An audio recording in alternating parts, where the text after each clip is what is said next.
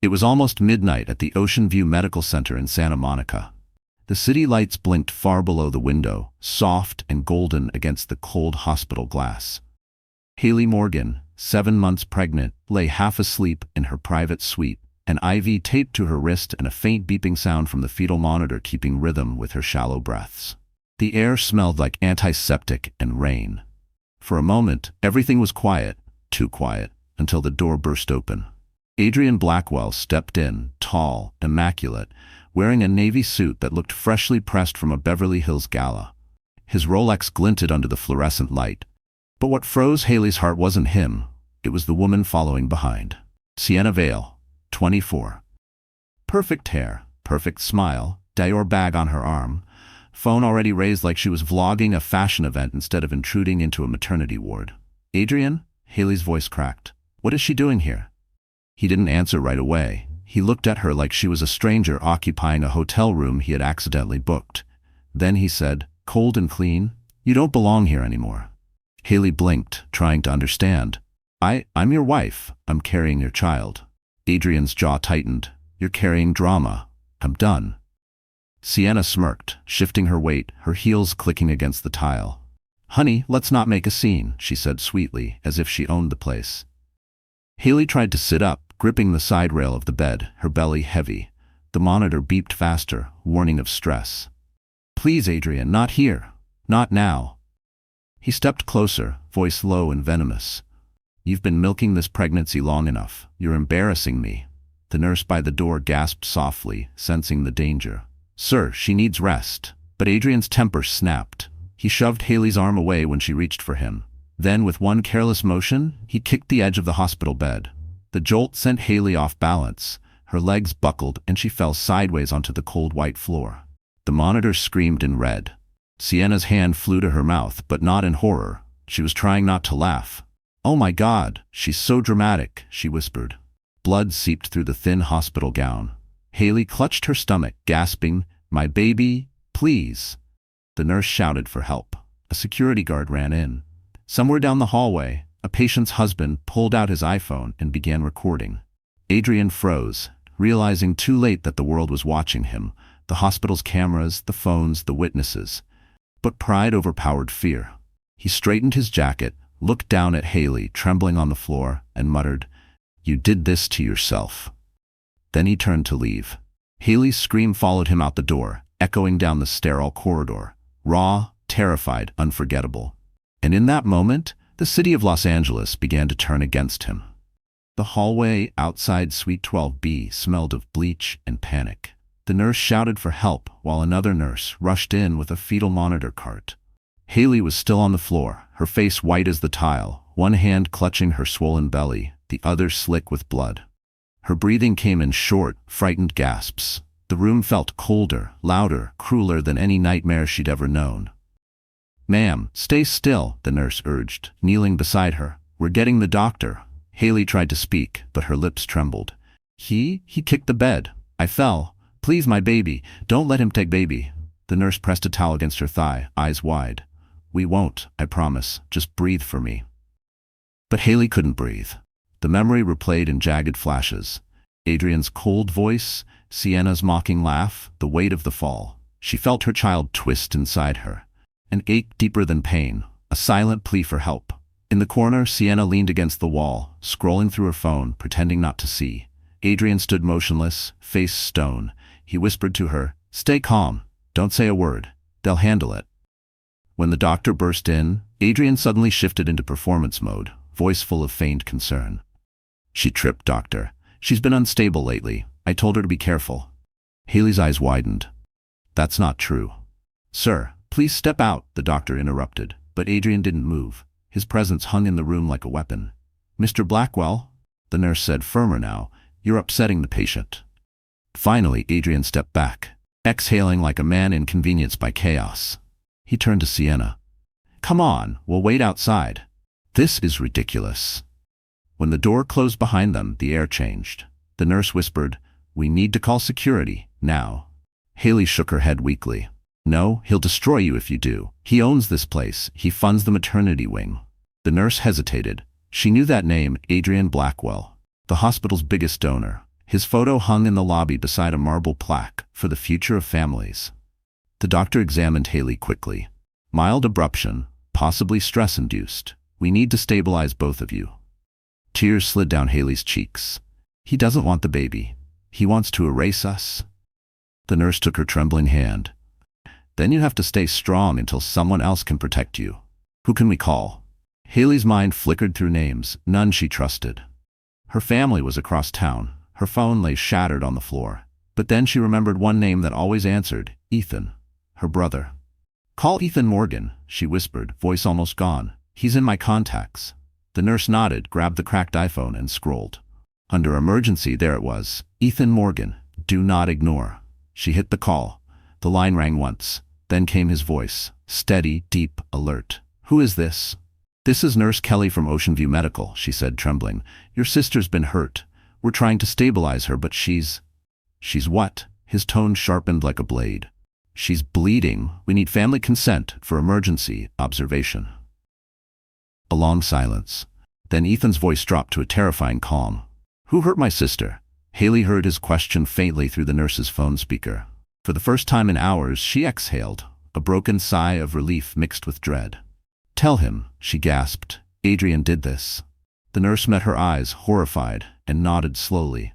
Outside, through the glass wall, Adrian and Sienna sat in the waiting area, whispering and smirking, unaware that the call had already been made. The nurse ended the call and looked at Haley. Your brother's on his way.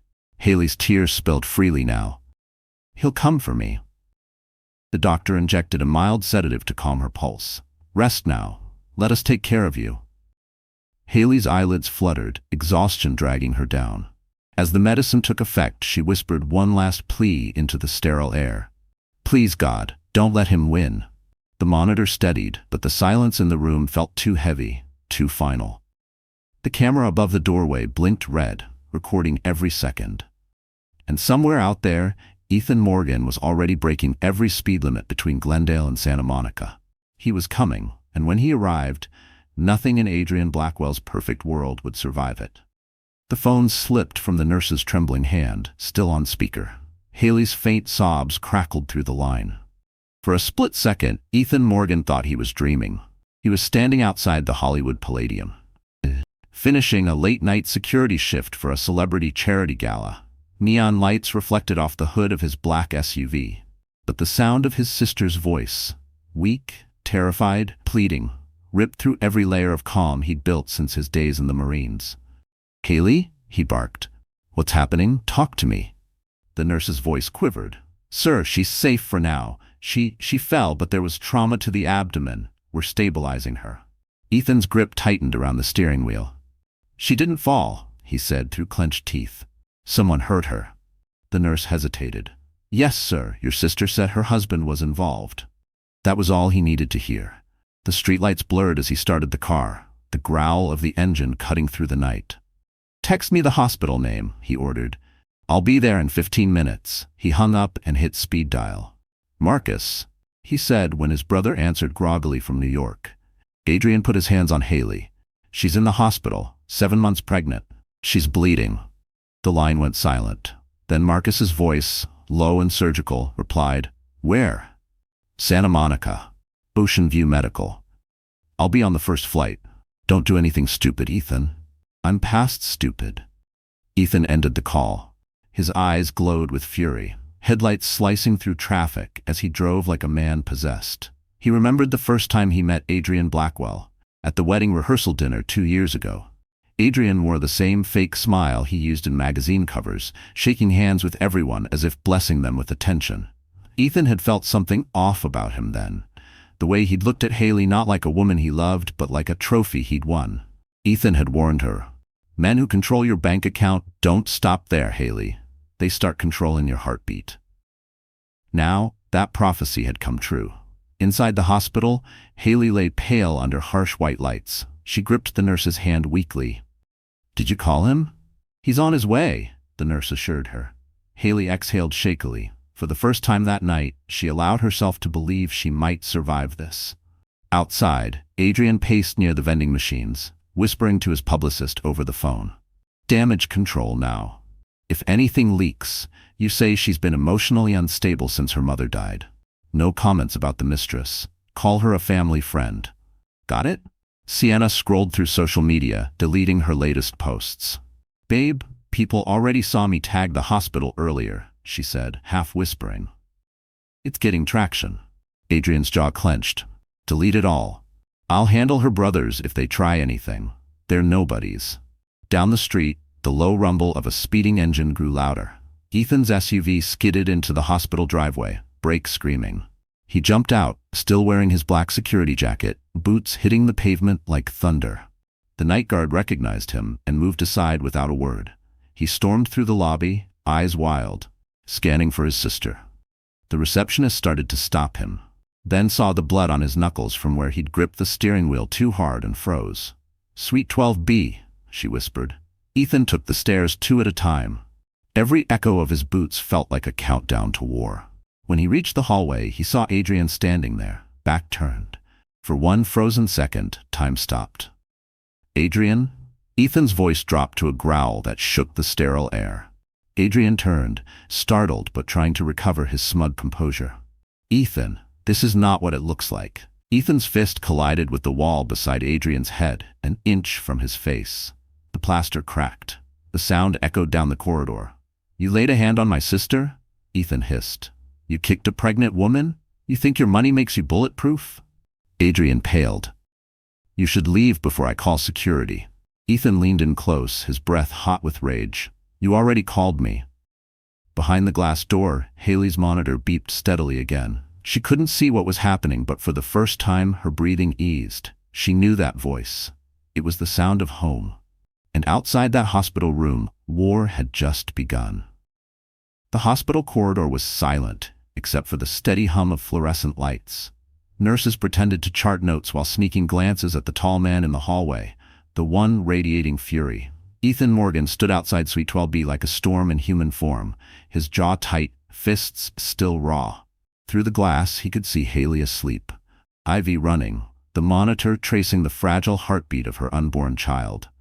She looked smaller than he remembered, smaller and too still.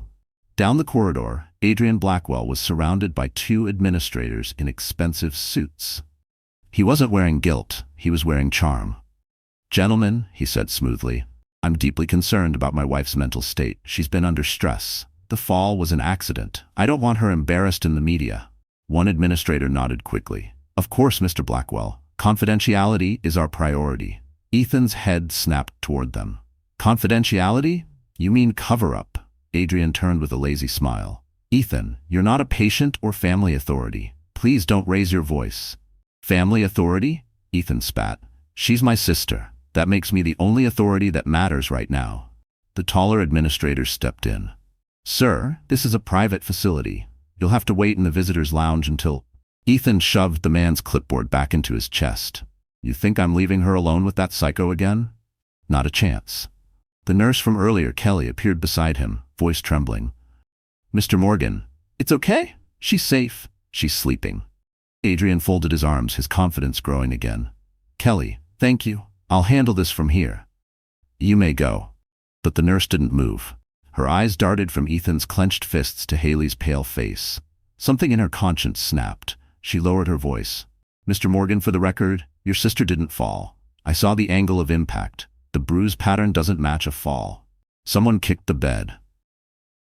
Ethan froze. His chest rose and fell like a man trying not to explode.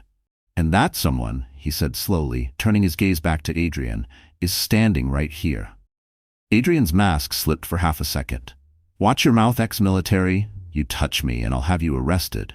Ethan stepped closer, whispering, Then you better call your lawyer now. The administrators glanced at each other, alarmed. Hospitals didn't like noise, and this was thunder. Moments later, Marcus called from his flight, voice calm but sharp. Ethan, listen. Don't hit him. Record everything. They'll try to discharge her to erase liability. Ethan muttered into the phone. They already are. In the back office, the chief medical officer was whispering to legal counsel. We can't afford a scandal. He donated the entire neonatal wing. So what do we do? The lawyer asked. Simple, the doctor sighed. We file her as voluntary discharge. If she leaves on her own, we're free. But Nurse Kelly overheard. Her pulse quickened. She slipped back to Haley's room, placed a small body camera from security on the table, and whispered, "Just in case they try to move you." She pressed record. Meanwhile, Ethan marched into the administrator's office. "If you discharge her tonight, I'll have every local news crew parked on your front steps by sunrise. You think you can hide what happened in there? Go ahead and try me." Adrian smirked. "You're bluffing." Ethan leaned forward, eyes burning. "I run security for half the red carpet events in this city. I know every camera crew in LA. You think I can't make one phone call?" The room went still. Adrian's confidence flickered. The administrator swallowed hard. "Perhaps we should wait for legal review before any discharge." Ethan turned to Nurse Kelly. "Stay with her.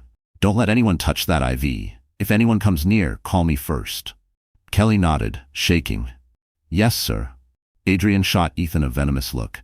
"You just made the biggest mistake of your life." Ethan didn't blink. "No, Adrian, you did the second you raised your foot." For a heartbeat, neither man moved. Outside, the city lights of Santa Monica glittered like cold witnesses. The hospital tried to swallow the scandal, but the walls were already cracking. And somewhere above them, a security camera kept recording, capturing the moment a millionaire started losing control. The next morning, the sky over Los Angeles looked bruised, gray clouds hanging low above the glass towers of downtown. Marcus Morgan's flight from New York had landed before sunrise, but he hadn't slept a second. He wore a black suit, his tie loosened, and dark circles marked the edges of his eyes. In his hand was a slim leather briefcase filled with legal templates, financial statements, and one purpose: destroy Adrian Blackwell without leaving a single fingerprint. The Uber driver glanced in the mirror as Marcus tapped away on his MacBook Pro. "Business trip?" the driver asked. "Family," Marcus replied, voice flat. The car turned toward the coast, the morning fog wrapping Santa Monica in a sheet of white. As soon as Ocean View Medical Center appeared, Marcus's stomach twisted. He'd spent years handling corporate scandals, embezzlement, insider trading, but never one that involved his own blood. He stepped into the hospital lobby, greeted not by warmth, but by whispers. Nurses leaned toward each other, murmuring. Everyone knew about the incident in Suite 12B. Adrian's name carried both power and fear. But Marcus was built for rooms like this, rooms where money tried to bully truth. He approached the front desk. "Marcus Morgan. I'm counsel for Haley Morgan. Where is she?" The receptionist hesitated. "Sir, the patient is in recovery. Visiting hours start at 9. Marcus slid a business card across the counter, embossed, heavy, the kind that made people blink twice. "Then I'll consider this a business meeting." Her eyes widened. "One moment, please." Minutes later, Nurse Kelly appeared, relief flashing across her face. "You're her brother?" "Yes," Marcus said, following her down the hall. "How bad is she?" "She's stable, but the stress, it's affecting the baby. We're keeping her under observation." "Mr. Blackwell tried to move her to another facility last night, but your brother stopped it." Marcus nodded. "He always was the physical one." When they reached the room, Marcus paused outside the glass. Haley was asleep, pale as moonlight, her hair sticking to her forehead. Ethan sat beside her, shoulders hunched, a cup of untouched coffee in his hand. "Marcus," Ethan said, standing. "You came fast." "First flight out," Marcus replied, setting his briefcase on the table. "Tell me everything." Ethan recounted every detail: the kick, the blood, the hospital's attempt to hide it. Marcus listened without interrupting, typing notes. When Ethan finished, Marcus leaned back, eyes hard. "He assaulted a pregnant woman in a medical facility. That's aggravated battery under California law. And if the hospital covered it up, that's conspiracy." Ethan exhaled. "He's trying to make her look crazy. He told them she's unstable." Marcus smirked faintly. "Then we give him what he's afraid of most, proof." He turned to Kelly. "Do you have access to the hallway camera footage?" Kelly hesitated. "I could maybe pull a copy before security wipes the logs tonight." "Do it," Marcus said, "and make sure the timestamp shows hospital staff in the room. He'll claim no witnesses." Ethan frowned. "He's got money. He'll buy silence." Marcus opened his briefcase and handed him a folder. "Then we buy noise.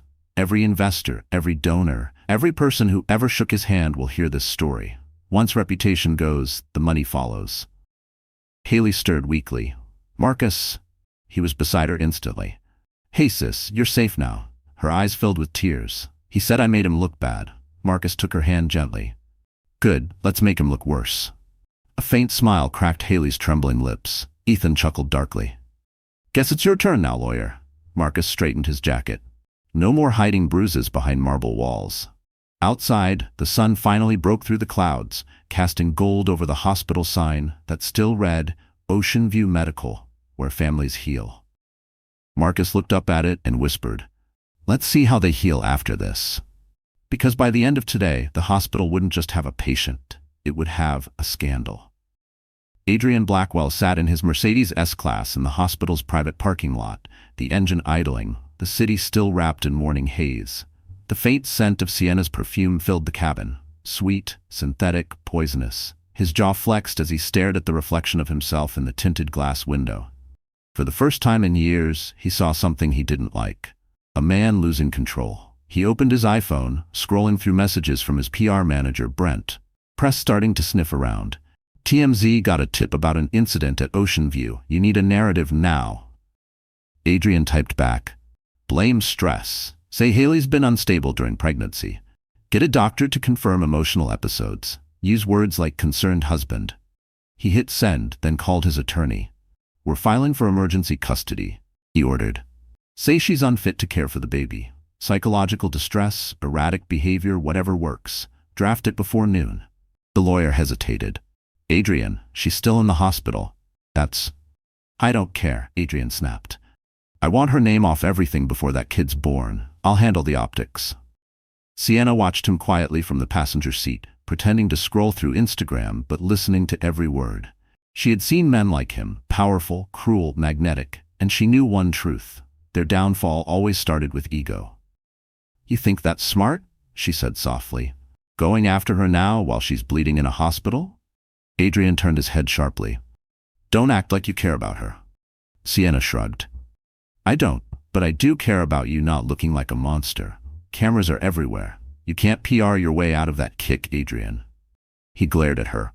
You think I'm stupid? No, she said, meeting his gaze. I think you're scared. For a moment, silence. Then Adrian leaned back, smirking. Scared? Please, I built half this city's skyline. The hospital takes my money, the press takes my calls. By tomorrow, Haley will be a fragile mother with anxiety issues, and I'll be the loving husband who tried to help. He didn't notice the driver in the front seat stiffened slightly. Sam, his chauffeur of 5 years, kept his eyes forward, hands gripping the wheel tighter. He had driven Adrian through affairs, charity galas, and board meetings. But this was different. This was evil wearing a suit. Sam's phone vibrated quietly in his pocket. He glanced down, saw a missed call from an unknown number. Ethan Morgan. A message followed. If you know what he did, help us. It's time. Sam didn't reply. Not yet. But the words burned in his mind. Inside the hospital, Marcus was already planting seeds. He had obtained a flash drive with footage from the hallway camera, Adrian's figure clearly visible entering Haley's room, then the sound of impact and Haley's cry. It wasn't crystal clear, but it was enough. Enough to destroy him publicly. Adrian, unaware, called another contact, his fixer, a man named Cole who specialized in making stories disappear. There's a nurse, Adrian said. Kelly, she saw too much. Find out what she wants and make it go away. Cole's voice was dry. How far do you want this to go? As far as it needs to, Adrian said. Money talks. He hung up, unaware that his call had been automatically recorded by the car's security system, a new feature Sienna had set up weeks earlier to protect their privacy. She smiled faintly, watching the recording indicator blink red. One day, she thought, this might save her life. Adrian lit a cigarette, inhaled deeply, and exhaled arrogance. By tonight, everyone will believe she's insane, he muttered. Sienna looked out at the hospital windows where Haley lay fighting for her baby. Or maybe, she said under her breath, everyone will finally believe you are. He didn't hear her. He was already dialing another number, his mind on press statements, lawyers, and damage control. He still believed he could erase her. But the truth was already writing itself, in pixels, recordings, and witnesses that money couldn't buy. The sun was barely up when Ethan stepped back into Suite 12B, carrying 2 coffees that had long gone cold. The scent of antiseptic filled the air. Haley lay half awake, her eyes swollen from crying. The hospital gown hung loosely over her shoulders. A monitor beeped softly beside her, a metronome for her heartbeat and her baby's. Ethan set the cups down and forced a shaky smile. "Morning, sunshine." She turned her head slowly. "Did you sleep?" He laughed without humor. "Sleep's overrated." He tried to sound strong, but the crack in his voice betrayed him. When he lifted her blanket to tuck it around her legs, his breath caught. A bruise, dark, jagged, and unmistakable, spread from the side of her calf up toward her knee, the shape of a shoe print, the edge of a polished sole, clear as a signature. For a long moment, Ethan didn't move. His eyes darkened, his pulse hammered. Did he do this? His voice came out low and dangerous. Haley froze. Tears welled instantly. "Please don't. Answer me, Haley." Her lips trembled. He kicked the bed. It hit my leg. I fell." Ethan knelt down beside her, studying the bruise again. "No, that's not the bed. That's him." His voice broke into something raw. "He kicked you. You were 7 months pregnant, and he kicked you." Haley turned away, ashamed, as if she had to protect her abuser's name even now. "He said I provoked him, that I humiliated him in front of her." "Her?" Ethan's head jerked up. "Sienna. She was there." That was it.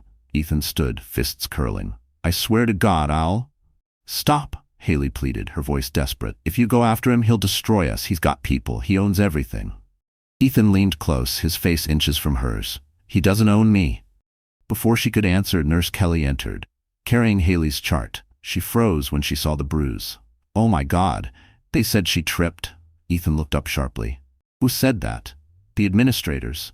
They told us to keep quiet because Mr. Blackwell funds the neonatal unit." Her voice dropped. "They're scared of him." Ethan straightened, jaw tight. "Then maybe it's time someone scares them back." He pulled out his phone, opening the camera app. "Sir, you can't," Kelly began. "Yes, I can." He snapped photos of the bruise from every angle, the timestamp glowing on the screen. "This isn't just a bruise, it's evidence." Kelly's hands shook. "They'll fire me if they find out I helped." Ethan met her gaze. "You didn't help. You did your job." She hesitated, then whispered, "There's security footage from the hallway. It records who went in and out of the room." "Where?" "Security office lower level, but it's locked. Only admin has access." Ethan's mouth curved into something that wasn't quite a smile. "Locks don't last long around me." Kelly blinked, uncertain whether he was joking. He leaned down to Haley again. "You rest. Let me handle this." She grabbed his wrist. "Promise me you won't do something stupid." Ethan's eyes softened for a heartbeat. Too late for that. He brushed a strand of hair from her forehead, kissed it gently, then turned toward the door. The fluorescent lights flickered as he walked out, his reflection stretching along the glass walls, dark, determined, unstoppable. Behind him, Haley whispered a prayer. "Please don't let him get hurt." Downstairs, Ethan's phone buzzed. A message from Marcus. "Got the footage. Stay calm." Ethan typed back. "Too late." "I saw the bruise." He shoved the phone in his pocket, pushing through the hallway crowd. Every breath, every heartbeat, every thought burned with one truth. Someone had hurt his sister. And before the day was over, the whole city would know his name. By late afternoon, the air in Los Angeles felt electric, thick with rumors, radio chatter, and the quiet pulse of something about to explode. Ocean View Medical Center had tried to bury the story before it could breathe. But truth has a way of leaking through cracks, especially when those cracks are shaped like guilt. Marcus Morgan sat in the hospital cafeteria, his laptop open beside a half-drunk Starbucks coffee. The glow from the screen lit the dark circles under his eyes. Across from him, Nurse Kelly handed him a small USB drive wrapped in a napkin, like it was something dangerous. "They'll fire me if they find out," she whispered. "But I couldn't just—" "You did the right thing," Marcus said. "How much footage?" 3 minutes. From the hallway camera outside Suite 12B. Marcus plugged in the drive, his heartbeat spiking as the video loaded. The footage wasn't crystal clear, but it didn't need to be. There was Adrian Blackwell, tailored suit, arrogance dripping from every motion, walking into Haley's room with Sienna at his side. A few minutes later, a flurry of movement, and then a sharp jolt that made the camera shake. The sound wasn't clear, but you could see it. Haley collapsing, Adrian's arm jerking, and the unmistakable image of a man looking down at a woman in pain, then walking out as if nothing happened. Marcus exhaled. Got him. He emailed a single screenshot to one of his old contacts, a journalist named Dana Morales, known for tearing down corrupt CEOs. The subject line was short and surgical. Blackwell, hospital, pregnant wife, assault. 10 minutes later, his phone buzzed. Dana's text appeared. If this is real, I'll bury him. Give me an hour. Ethan walked in then, face flushed from pacing. Please tell me you've got something. Marcus turned the laptop toward him. Ethan leaned in, eyes narrowing as the clip played. When the image of Haley hitting the floor appeared, Ethan's fists clenched so tightly his knuckles turned white. I swear, I'm gonna… No, Marcus interrupted. You're gonna stay calm. We let the press do the fighting first. Anger makes mistakes, evidence doesn't. Ethan glared. You really think headlines will stop a guy like Adrian? Marcus's voice dropped to a whisper. No, but investors will. Meanwhile, in a penthouse overlooking Beverly Hills, Adrian's phone buzzed nonstop. His PR manager called again. We have a problem. A journalist just contacted me asking for comment about an assault video. Adrian's stomach flipped. That's impossible. There's no video. Apparently there is. She says she's seen screenshots. Adrian's temper cracked. Find out who leaked it. Sienna sat across the room scrolling Twitter, her face drained of color. Adrian, your name's trending. He snatched the phone from her hand. The screen flashed with a headline. Real estate tycoon Adrian Blackwell accused of assaulting pregnant wife in hospital. Hashtags were already multiplying. Justice for Haley, Blackwell scandal, protect mothers. Adrian felt his chest tighten. He'd been in crisis before. Lawsuits, affairs, angry investors. But this was different. The public loved an underdog. A bleeding pregnant woman in a hospital bed? That was a story money couldn't silence. At Ocean View, Marcus's phone lit again. Dana texted, posted. It's everywhere. Within minutes, every major outlet had picked it up. Talk radio hosts debated it. Morning show producers called for statements. Even a women's rights organization in LA issued a press release demanding an investigation. Marcus leaned back, rubbing his temples. Step one done. Ethan's phone rang. It was Haley. Her voice was weak, but her tone carried something new. Hope. I heard people are talking, she whispered. Is it true? It's true, Ethan said. The city's finally seeing who he really is. Haley cried softly on the other end.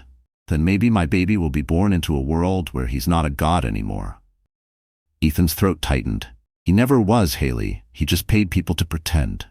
Outside the hospital window, news vans began parking along the curb, cameras rising like metal flowers facing the storm. The world was watching now. And for the first time, Adrian Blackwell couldn't buy silence, because truth had gone viral. Night fell over Los Angeles, but the lights of Ocean View Medical burned bright. Haley Morgan couldn't sleep. Every time she closed her eyes, the memory of the fall came back. The cold floor, the laughter, the taste of blood in her mouth. The sedatives had worn off, leaving only exhaustion and fear. But beneath that fear was something harder, sharper, anger. She turned her head and saw Marcus sitting beside her bed, typing quietly on his laptop. His sleeves were rolled up, his tie gone. The hum of the keyboard sounded like strategy. Working again? She asked weakly. He looked up, softening. Always. You're trending, by the way. Haley blinked. Trending? He nodded.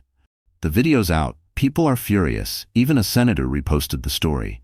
Adrian's image is collapsing in real time. For the first time, Haley's lips twitched into something close to a smile. Good. But Marcus's gaze darkened. It's not enough yet. We need history, patterns, proving this isn't the first time he's hurt you. Haley's throat tightened. You want me to relive it? I want him to never do it again, to anyone. Haley looked down at her trembling hands. She'd hidden the truth for years, convincing herself it wasn't abuse if there were no bruises. Adrian never needed fists. His power was colder, quieter. It started small, she whispered. He'd correct the way I spoke at dinners. Said I sounded too emotional. Then he took my credit cards, said it was easier if he handled the finances. I thought he was protecting me. Marcus typed as she spoke, his face unreadable. Then he started controlling my clothes, said certain colors made me look cheap.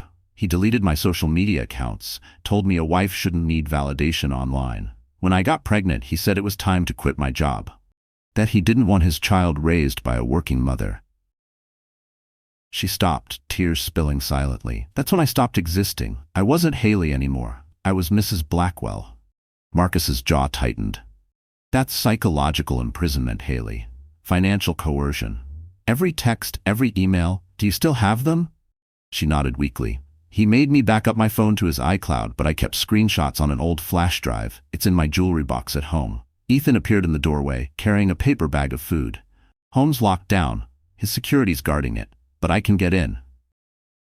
Marcus shook his head. Not yet. We'll need a warrant, or a way around one. Haley's voice grew small. He used to make me apologize when he lost his temper. Once, I said the wrong thing in front of his investors. He locked me out on the balcony of our penthouse for an hour in the cold, said it would help me think before I speak. Ethan dropped the bag onto the table, eyes burning. That son of a... Ethan, Marcus warned. We use brains, not fists. That's how we win. Haley looked at them both. He'll come for me when this goes public. He'll say I'm lying. Marcus leaned forward. Then we'll drown him in truth.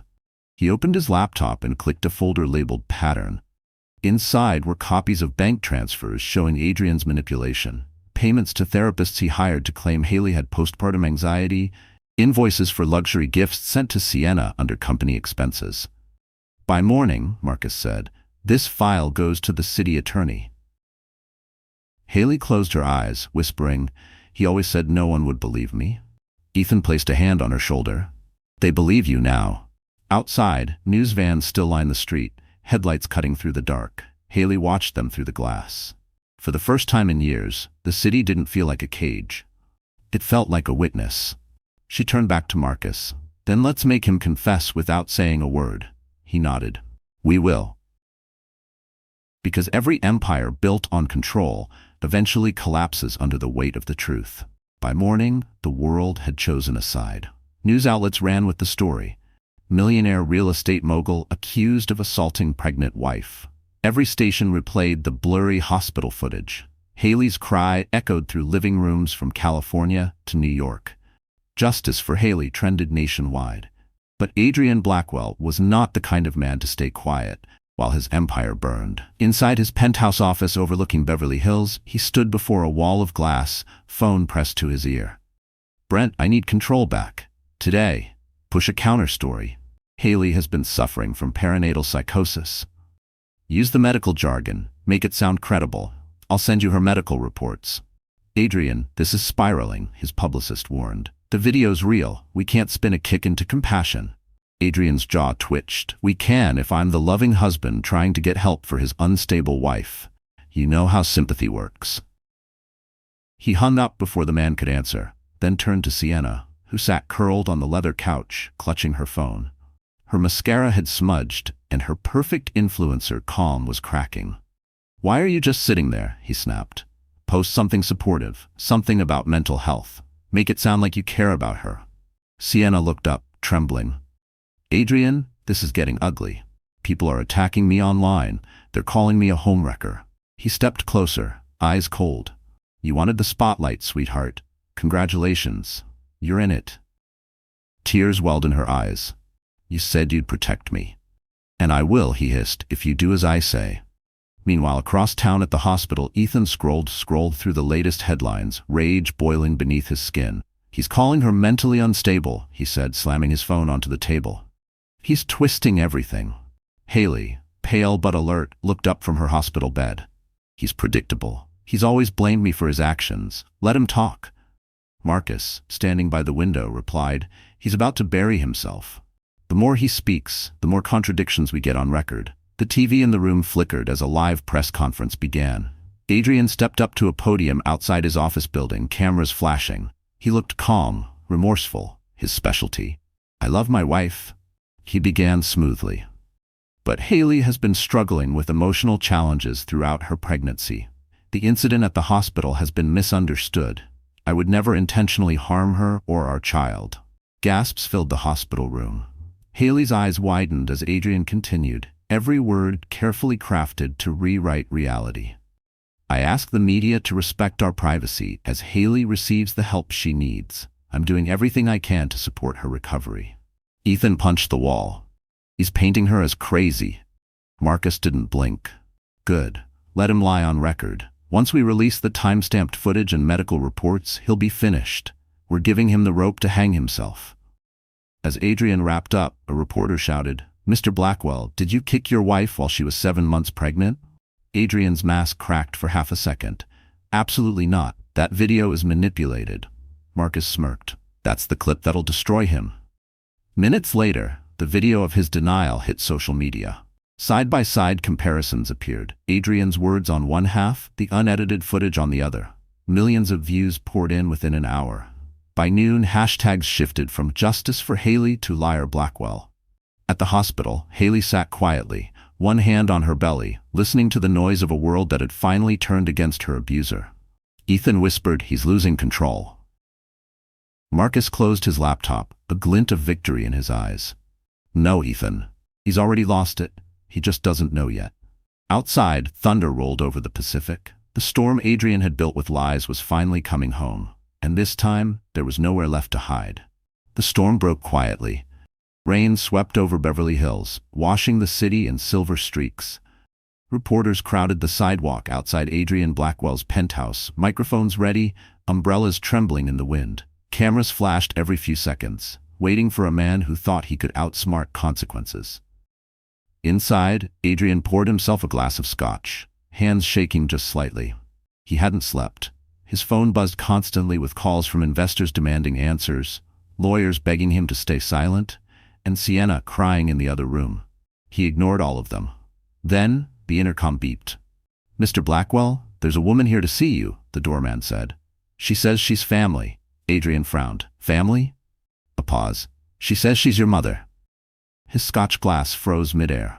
He hadn't seen Evelyn Blackwell in nearly 6 years, not since the day she called him a stranger wearing her son's face.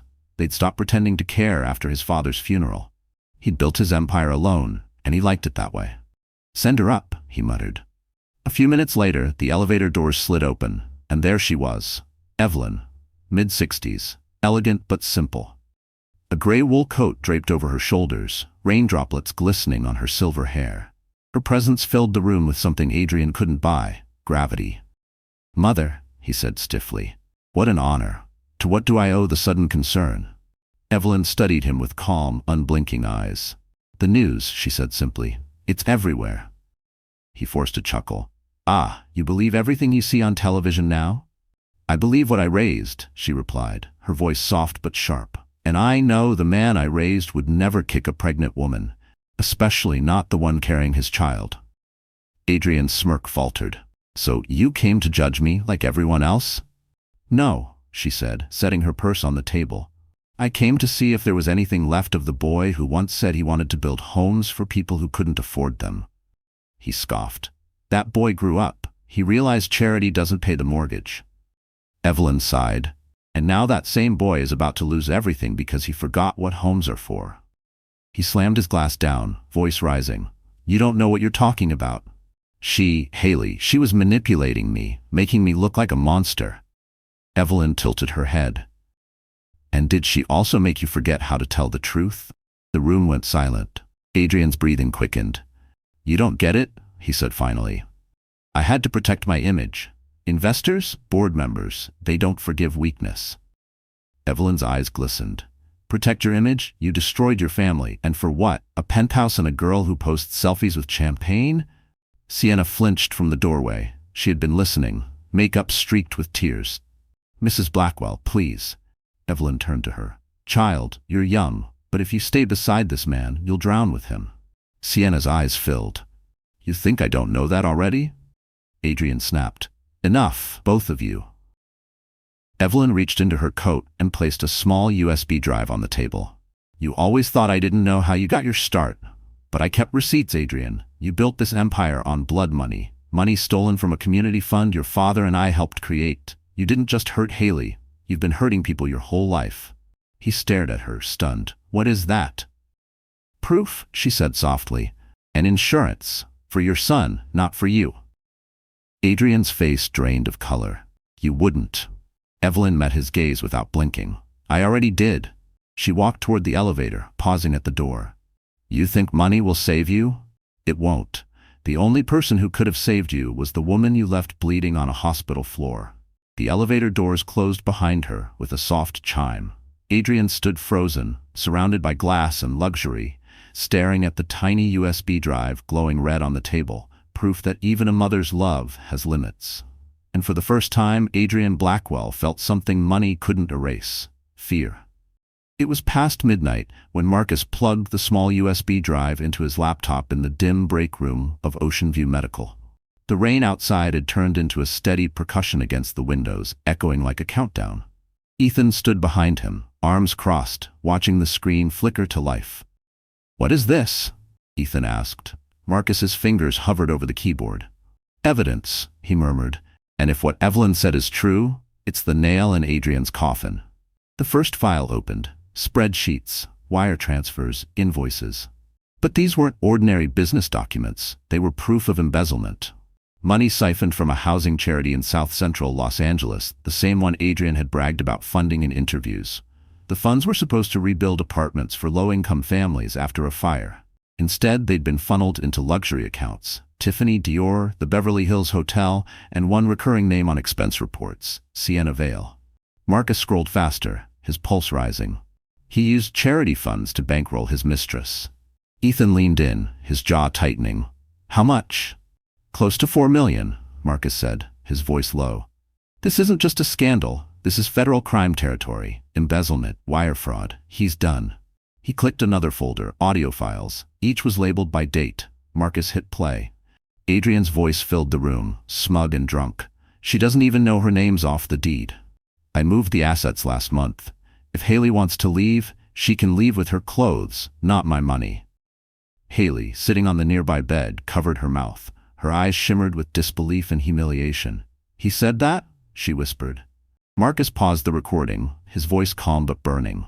"He said worse. Keep listening." Another file played. Adrian again laughing with someone, probably a business partner. "Women like Haley don't sue. They cry, they beg, then they disappear." Haley's hands trembled as she pressed them over her belly. Ethan's fists clenched so hard his knuckles turned white. Marcus closed the laptop gently. "We're done hiding. This goes to Dana Morales tonight. She'll hand it to the LA Quarry Times by morning." Haley shook her head, voice breaking. "He'll come after you. He'll come after all of us." Ethan kneeled in front of her. "Let him. We've lived in his shadow long enough." Marcus stood, his lawyer's mind calculating every angle. "This isn't about revenge anymore. This is about exposure. When he falls, the system that protected him falls too."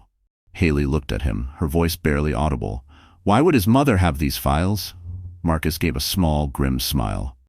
"Because somewhere deep down, she still believed in right and wrong, and maybe she's finally ready to choose the right side." He inserted a flash drive and began copying the files. Progress bar, 14%, 26%. The seconds felt like hours. Ethan paced near the door, checking the hallway. "You think he knows she gave it to us?" Marcus didn't look up. "If he doesn't now, he will soon." Haley's monitor beeped steadily behind them. She spoke again, her voice stronger. "You'll send this to the police too?" Marcus nodded. "Yes, but the media first. Public pressure makes it impossible to bury. Once the story breaks, the authorities will have no choice but to act." When the transfer hit 100%, Marcus pulled the drive and pocketed it. "We have everything we need: fraud, tax evasion, abuse, and cover-up. He's finished." Ethan grinned, though his eyes stayed cold. "Then let's make it loud." At that moment, Haley reached for Marcus's hand. "Don't just destroy him," she whispered. "Make him remember what he did." Marcus squeezed her hand gently. "Oh, he'll remember. The whole city will make sure of it." Outside, thunder rolled again, as if the heavens themselves were preparing for judgment. Because when the truth finally surfaces, it doesn't whisper. It roars. By sunrise, Los Angeles was already awake with gossip. The Blackwell scandal had evolved from whispers to wildfire. Screens across the city flashed with headlines: "Millionaire mogul accused of assault, fraud, and infidelity." News helicopters hovered over Adrian's Beverly Hills tower, while radio hosts debated his fall like it was a sport. In the quiet chaos of Ocean View Medical, Marcus sat at a corner table with 2 phones and a laptop, methodically executing the plan. Every click, every email was a bullet aimed at Adrian's empire. Ethan paced the room like a caged animal. "You really think a few reporters can take down a guy like him?" Marcus didn't look up. "Not a few reporters," he said. 3 major outlets, 1 city councilwoman, and his largest investor. Together, they can burn a kingdom." He opened a new message, attaching the folder Evelyn had given them: financial records, audio files, proof of embezzlement. The subject line read, "For immediate review, Blackwell Charity Fund misuse, federal crime evidence."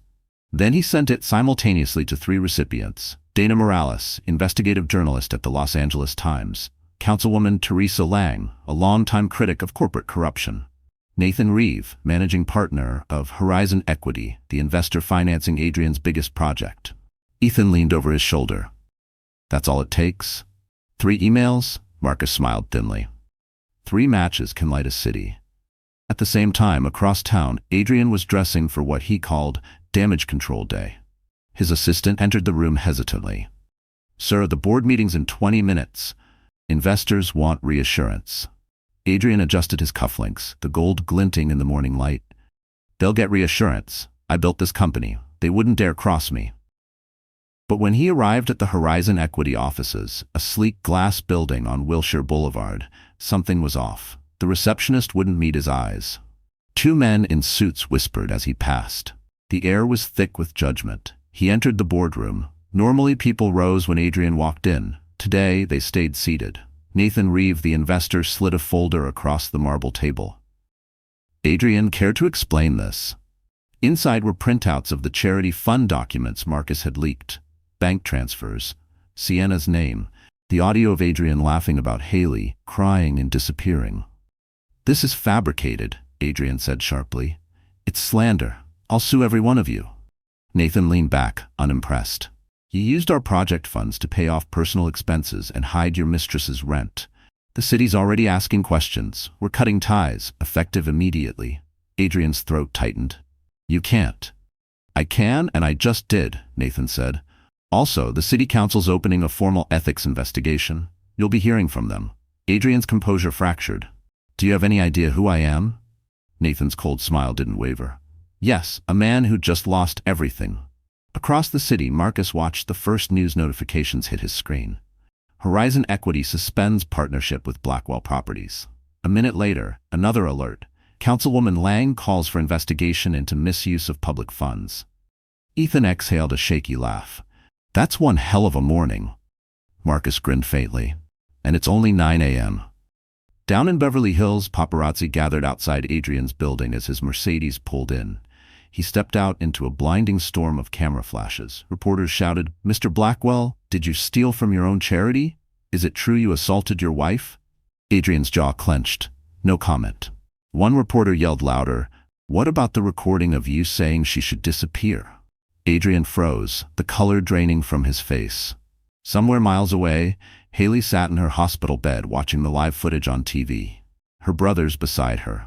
The same man who once silenced her was now speechless before the world. Ethan smirked. "Looks like your empire's talking for you, Adrian." Marcus raised his coffee cup in a mock toast. "To justice." Haley didn't speak. She just smiled faintly. The kind of smile that comes when you finally breathe after years underwater. And for the first time, the king of Beverly Hills realized his crown had melted into ashes. The morning after Adrian's empire began to collapse, Ocean View Medical was swarmed with reporters. News vans lined the street, cameras pointed at the hospital's main entrance. Inside, Haley Morgan lay in her bed, exhausted from the chaos and the emotional storm that hadn't stopped for 48 hours. Her eyes were open, but her body felt heavy. She was still carrying her baby, but every muscle in her body screamed with tension. Marcus and Ethan stood guard like soldiers. They hadn't left her side since the scandal erupted. Nurse Kelly checked the monitors for the 5th time that hour, frowning at the numbers. "Her blood pressure's rising again," she warned. "We need to keep her calm." Haley turned her head weakly. "How can I be calm," she whispered, "when he's still out there?" Ethan moved closer, gently brushing her hair from her forehead. "He's not out there for long," he promised. "The cops are circling. He's running out of places to hide." But before Haley could answer, her body tensed. The monitor beeped erratically. Her breath hitched. A sharp pain ripped through her stomach. "Something's wrong," she gasped. Kelly's expression changed instantly. "We've got contractions, premature labor," she said, hitting the emergency button. The room filled with nurses and alarms. Ethan froze. "What's happening?" "She's going into preterm labor," Kelly said, her voice calm but tight. "We have to stop it." Marcus grabbed Haley's hand. "Breathe, Hale. Just breathe." But Haley was crying, her body trembling. "It's too soon. He's not ready," she whispered, clutching her belly. Doctors rushed in, connecting IVs, adjusting machines. One of them looked at Marcus. "We need her to stay as calm as possible. Any stress could push her into full delivery." Marcus glanced at the TV across the room. Adrian's face filled the screen, walking out of his office with security guards. Reporters shouted his name. He barked back. "This is harassment. My wife's unstable. She's trying to ruin me." Haley saw the footage. Her breathing quickened. "He's still lying," she said, voice breaking. "He'll never stop lying." Ethan turned off the TV immediately. "Don't look at him," he said firmly. "He doesn't matter anymore." But her heart rate spiked again. The fetal monitor beeped faster. The nurse injected medication into her IV, her voice soothing. "Hang in there, sweetheart. We've got you." For 10 minutes the room turned into a battlefield of machines and prayers. Ethan paced, fists clenched, helpless. Marcus stood still, silently counting every beep. Haley's breathing came in sharp, painful waves. She whispered, "If something happens to him, promise me you'll protect him." Marcus leaned down. "Nothing's going to happen to your baby, Haley. I promise. You're going to see his face. You'll hold him." She closed her eyes, tears streaming. "You don't know Adrian," she whispered. "He always wins." Ethan's voice cracked. "Not this time. He's already finished." Kelly's voice cut through the panic. "Pressure's dropping. We need to stabilize her now," the doctor ordered. "Magnesium sulfate, stat." Ethan pressed his forehead against the wall, whispering a prayer he hadn't said since he was 15. "Please, God, not her, not the baby." Minutes passed like hours. Slowly, the alarms began to calm. Haley's breathing steadied. The monitor beeped at a normal rhythm again. Kelly exhaled. Contractions stopped. "She's okay, for now." Ethan nearly collapsed into a chair, wiping tears from his face. Marcus rested a hand on his shoulder. "She's stronger than any of us," he said softly. Haley blinked, barely awake. Did we make it?" Marcus smiled faintly. "Yeah, kiddo, you made it." As the nurses left, silence filled the room, soft, sacred, fragile. The rain outside had stopped. Haley reached for her brother's hand. "He can't take this from me," she whispered. "Not him. Not anymore." Ethan kissed her forehead. He already lost everything that matters. And for the first time in months, Haley allowed herself to believe it, because sometimes survival itself is the loudest revenge.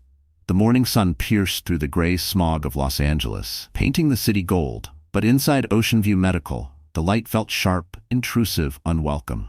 Haley Morgan slept fitfully, her face pale but peaceful. The crisis had passed, at least for now. Marcus sat by the window, reviewing legal documents. Ethan stood by the door, arms folded, every muscle still wired for a fight. Then, without warning, the elevator bell chimed. Nurse Kelly peeked into the room, eyes wide. "He's here," she whispered. "Adrian Blackwell. He just walked in with flowers." Ethan's jaw tightened. "You've got to be kidding me."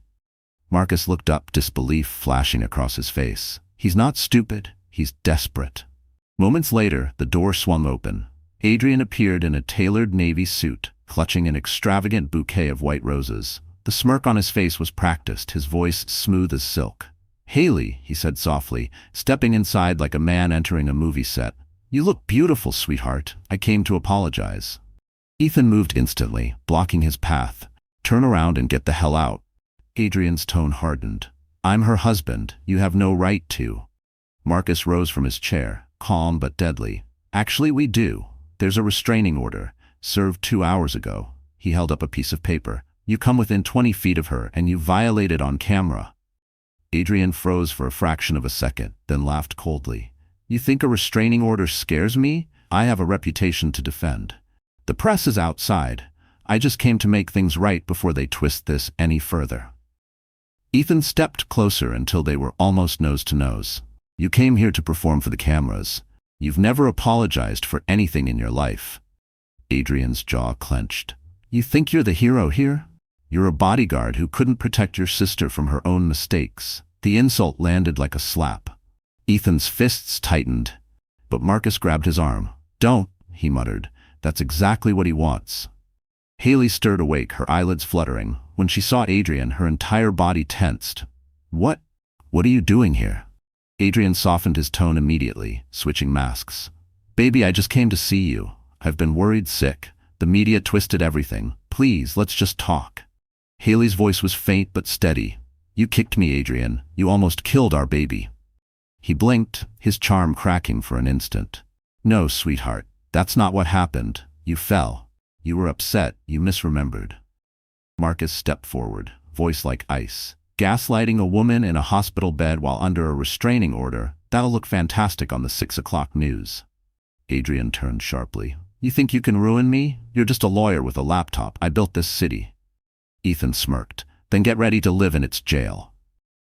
Before Adrian could answer, 2 uniformed officers appeared at the doorway, summoned by hospital security. Mr. Blackwell, one said calmly, you're in violation of a temporary restraining order. We're going to have to ask you to leave. Adrian glared at Marcus. You called them? Marcus smiled slightly. No. The hospital did. They're done protecting you. The officers escorted Adrian backward toward the door. He tried to maintain his composure, but fury leaked through every movement. You think this is over? He hissed. You have no idea who you're dealing with. Ethan leaned in close, whispering, Yeah, I do. A man who's finally losing. Adrian's eyes flickered with rage. You'll regret this, Marcus replied quietly. No, Adrian, you will. As the door closed behind him, the room exhaled. The tension broke. Haley burst into silent tears, shaking. Ethan sat beside her, wrapping his arm around her shoulders. It's okay, he whispered. He can't touch you now. Marcus looked out the window toward the swarm of reporters below. Let him scream. The world's watching now. Outside, cameras flashed as Adrian was escorted through the hospital lobby, flowers still in hand, his mask of charm finally crumbling.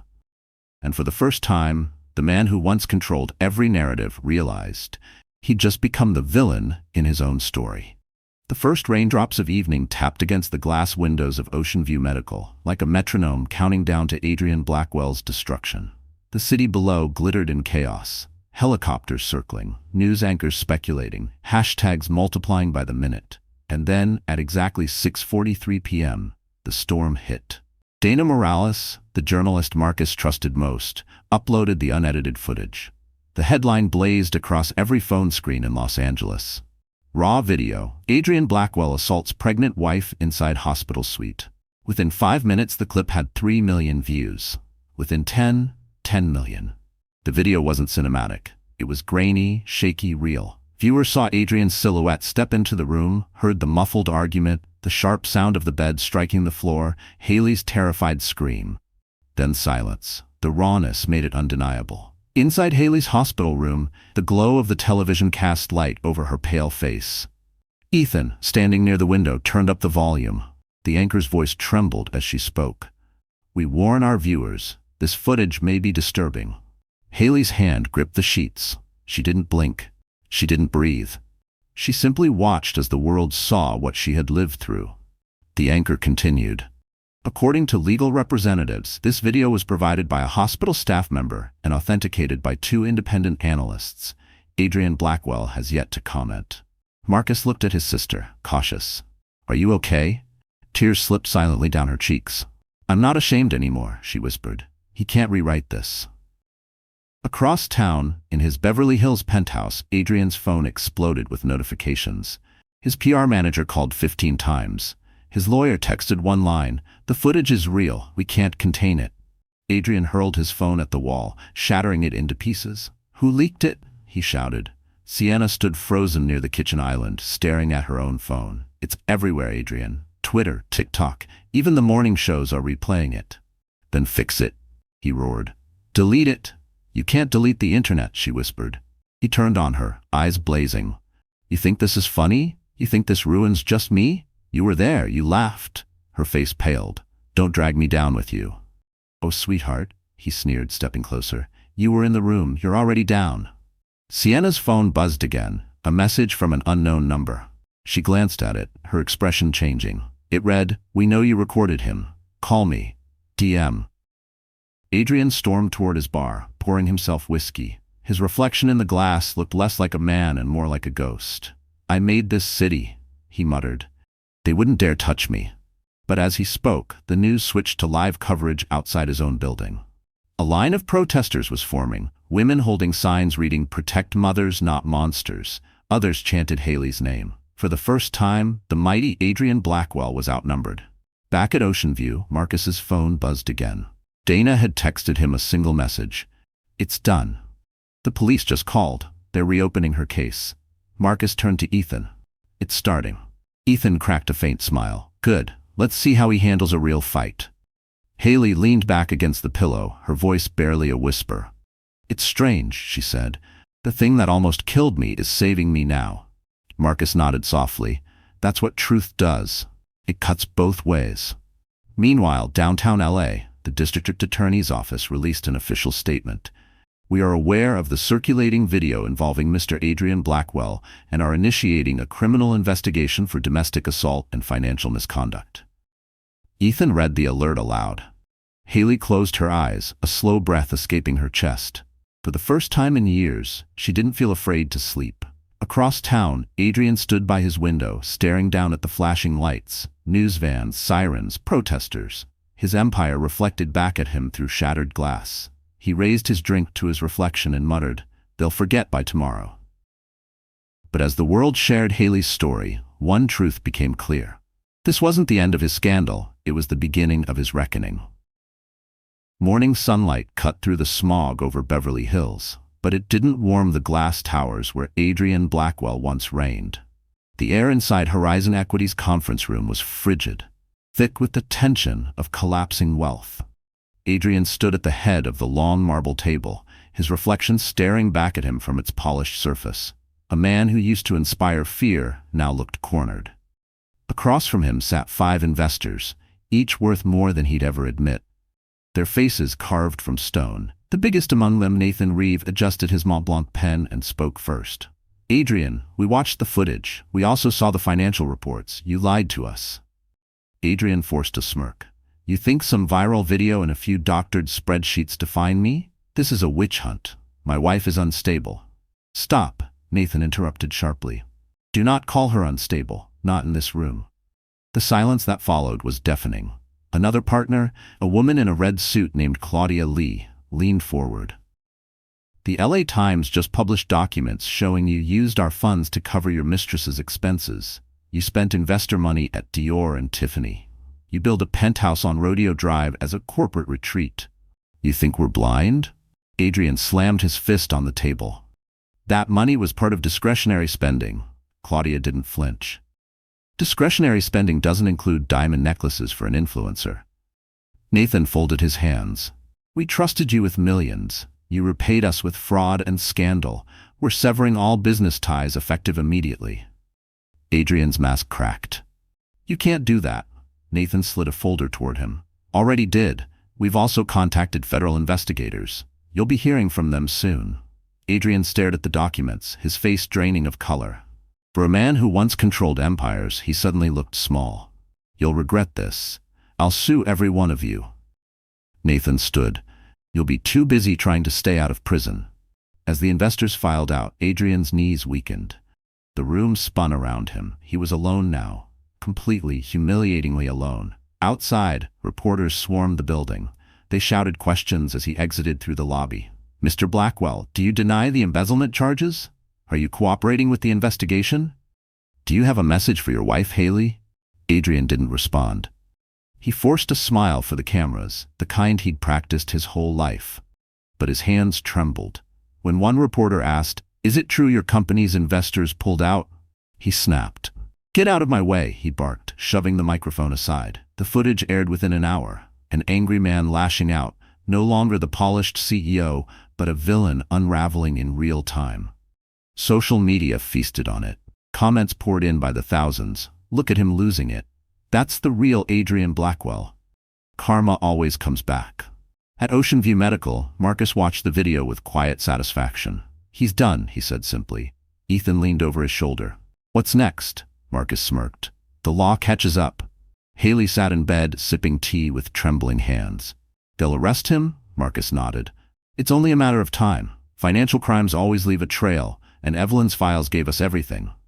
Ethan chuckled softly. "Guess money can't fix everything after all." Haley looked out the window at the city skyline. "It fixed him for a long time," she said quietly, "but it can't buy forgiveness." Across town, Adrian stumbled back into his penthouse. Sienna stood by the window, phone in hand, tears streaking her makeup. "They're saying you're being investigated. The company's collapsing. I'm getting death threats." Adrian grabbed the whiskey bottle from the counter, taking a long swig. "Then leave. You wanted the fame, now you've got it." Sienna stared at him for a long moment, then whispered, "You destroyed everything you touched." He turned away, muttering, "It was already broken." But as the door slammed behind her, Adrian realized the truth. He wasn't losing everything. He'd already lost it the moment he thought he could hurt Haley and still stay untouchable. By dawn, the city of Los Angeles buzzed with one name: Adrian Blackwell. The man who once owned half of Beverly Hills now owned every front page in America, his downfall unfolding in real time. Talk shows, podcasts, and tabloids couldn't get enough of him. The footage of him storming out of Horizon Equity had gone viral overnight. But this morning, something even bigger was coming.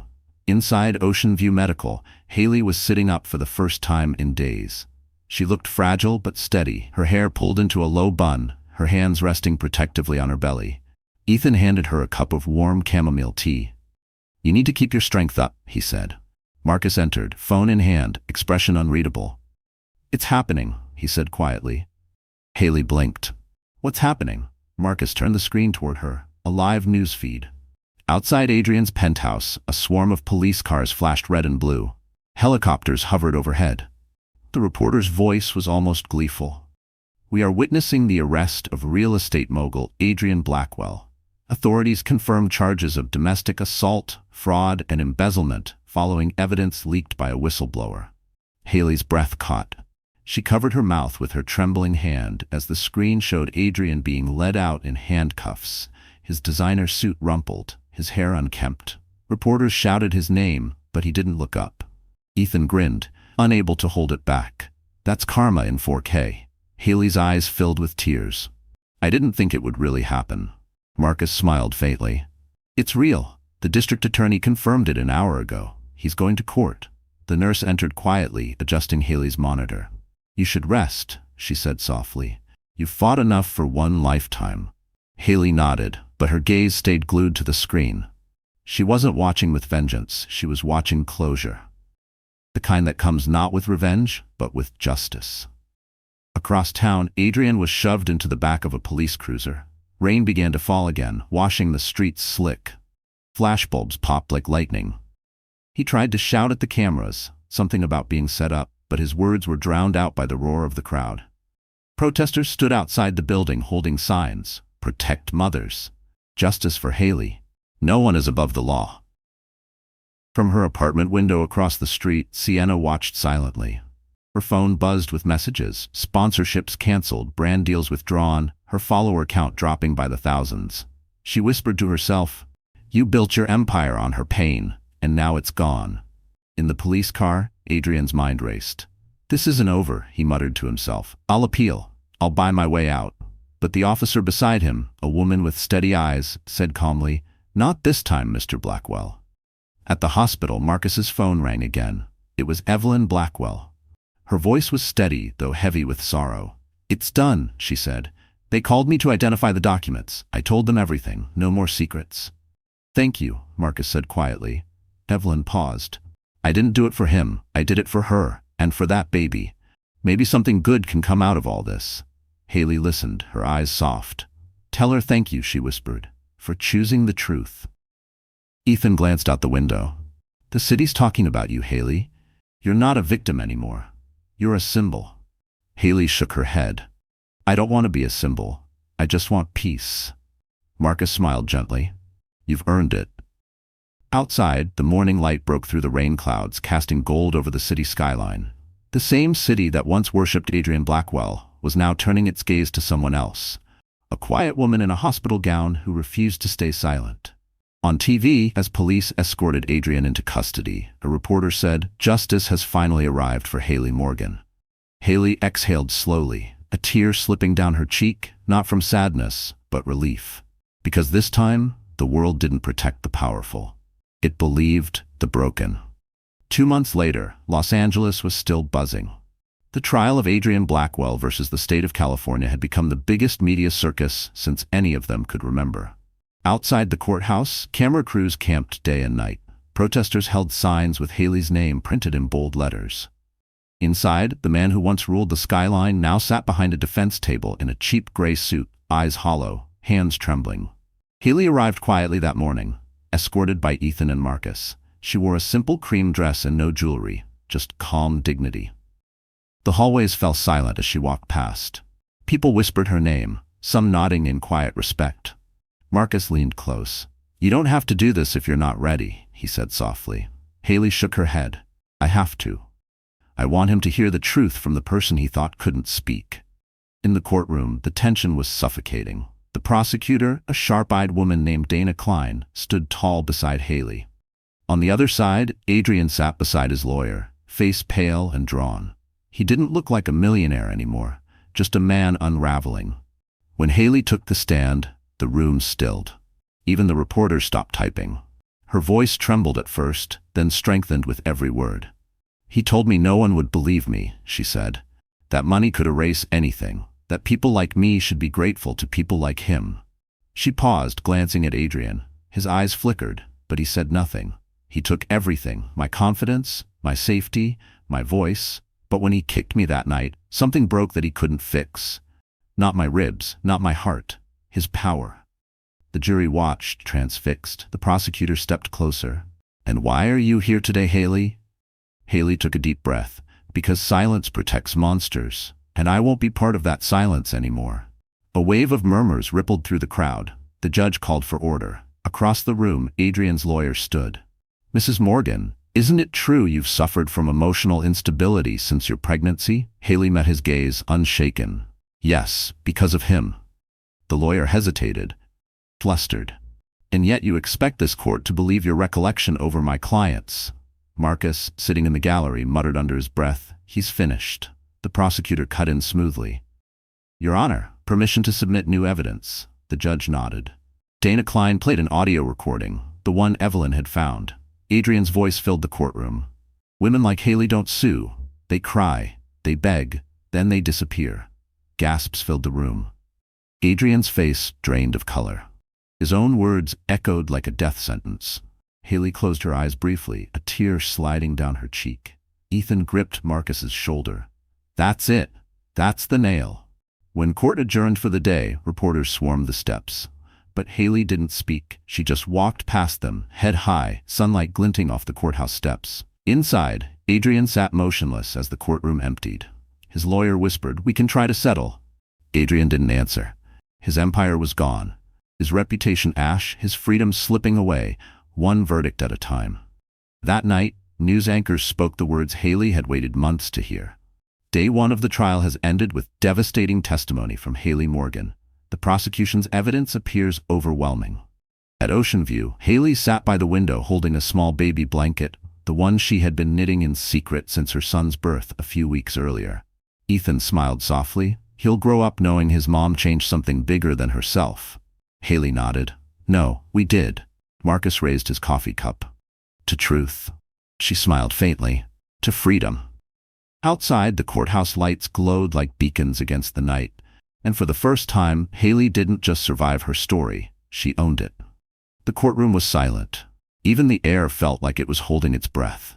The jury had been gone for 6 hours.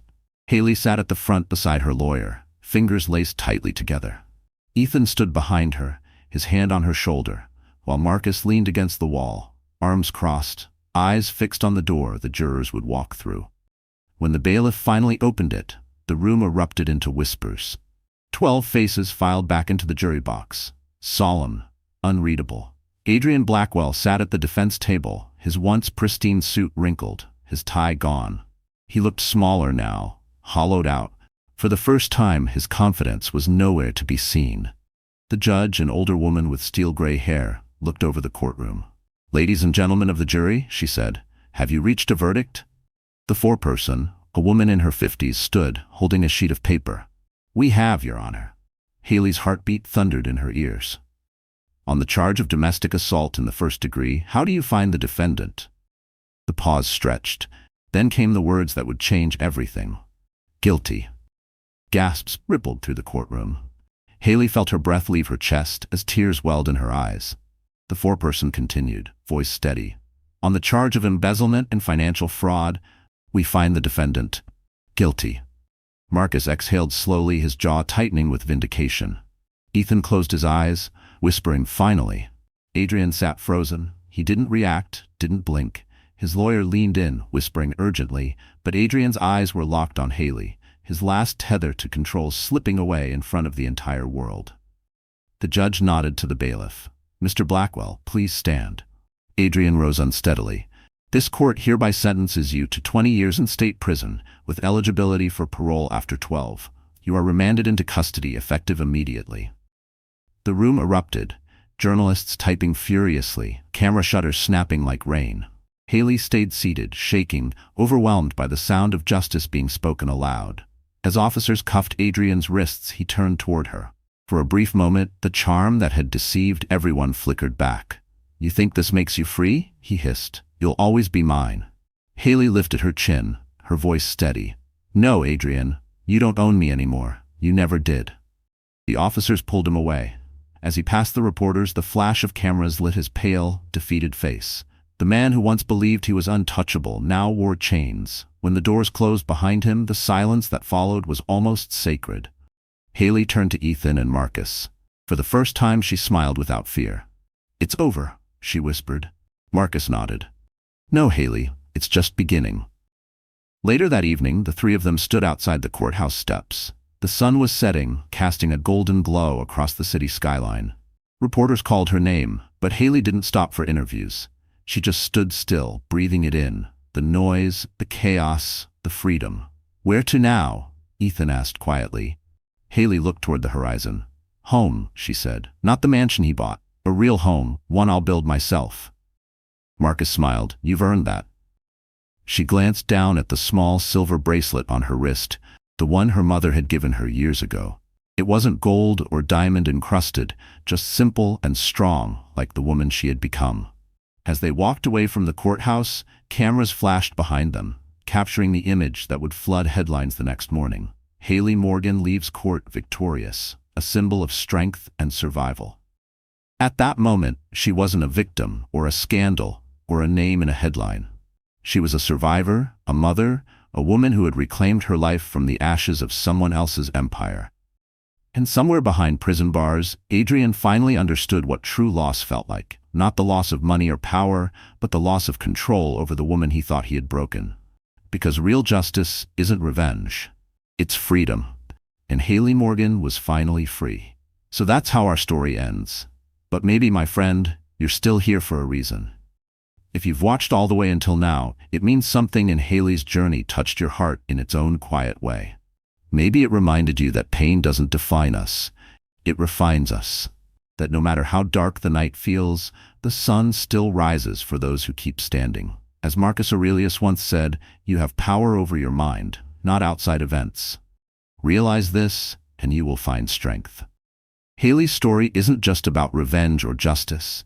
It's about reclaiming peace after the storm, about choosing to heal instead of hate. And maybe, just maybe, it's a reminder for all of us that silence never protects us. Truth does. If you're going through something hard right now, remember, you are not broken, you are becoming. So, if this story moved you, if it made you feel something real, don't leave quietly.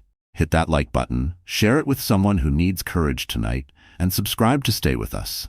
Because more stories of strength, redemption, and healing are coming. You're still here, and that means hope is too.